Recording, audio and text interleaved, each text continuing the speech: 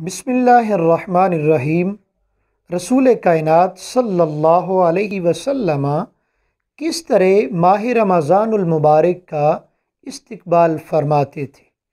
کس طرح حضور صلی اللہ علیہ وسلم ماہ رمضان المبارک کی آمد پہ دعا فرماتے تھے، اور کس طرح ماہ رمضان المبارک کی تشریف آوری پہ حضور خوشی فرمایا کرتے تھے؟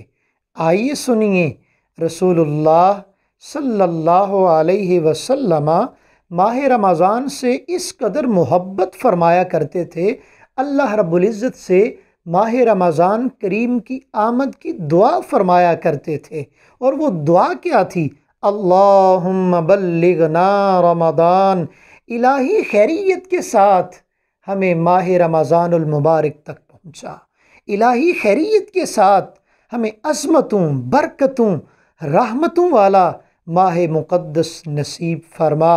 سیدہ عائشہ الصدیقہ رضی اللہ تعالی عنہ بیان فرماتی ہیں کہ رسول کائنات صلی اللہ علیہ وسلم رمضان شریف کے علاوہ سب سے زیادہ جس مہینے میں حضور روزے رکھا کرتے تھے وہ ہے شعبان المعظم۔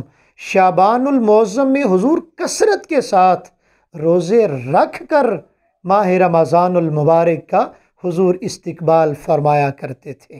اللہ کے محبوب صلی اللہ علیہ وسلم نے اس ماہ مبارک کو خوش آمدید کہہ کر اس کا استقبال فرمایا ہے۔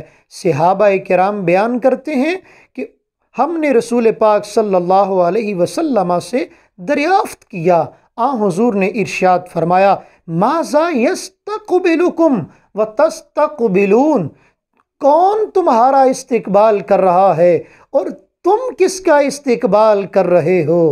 صحابہ کرام رضوان اللہ علیہم اجمعین کے معیت و موجودگی میں ان کے سامنے وجہ تخلیق کائنات صلی اللہ علیہ وسلم نے اس طرح ماہ رمضان المبارک کی آمد پہ استقبالیہ پیش کیا ہے، اور حضور علیہ السلام نے ماہ رمضان کریم کی آمد پہ استقبال کرتے ہوئے اللہ کے محبوب علیہ السلام نے یہ 3 بار جملہ ارشاد فرمایا ہے۔ حضرت فاروق اعظم رضی اللہ تعالی عنہ نے عرض کی یا رسول اللہ صلی اللہ علیہ وسلم کیا کوئی وحی اترنے والی ہے؟ فرمایا نہیں۔ عرض کی یا رسول اللہ صلی اللہ علیہ وسلم کیا کسی دشمن سے جنگ اور لڑائی کا وقت قریب ہے؟ اللہ کے محبوب علیہ السلام نے ارشاد فرمایا نہیں، بلکہ حکمت اور وجہ کیا ہے؟